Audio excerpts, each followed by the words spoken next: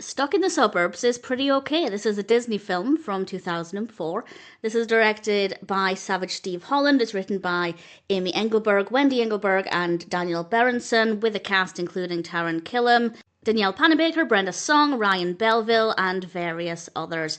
And this does have a very early noughties feel to it, which I did quite enjoy. This is about a pop star called Jordan. He is in town, and his assistant's phone accidentally becomes switched with Brittany's. So while dealing with her own regular life, Brittany also gets the chance to call upon her new connection in Jordan's assistant. And I won't say too much more about the narrative. There's a bit more to it than that, but it was believable enough. But I think initially it required suspension of disbelief, because I think they could have resolved the phone issue much more quickly. It didn't need to drag out the way it did, but obviously if the phone issue had been resolved more quickly, then the film wouldn't really exist. I mean, it could still work, but it wouldn't be exactly the same.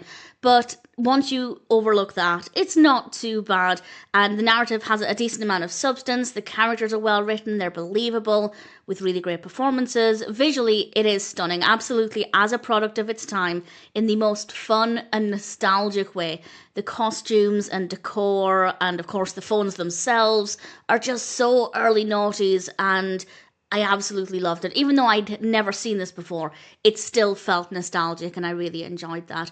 The camera work and lighting and editing are good. We have the nice occasional use of split screen when they're on the phone, which I thought worked quite well, but it wasn't overdone. I think they had a nice balance there of not overdoing it, but doing it enough that we could enjoy it.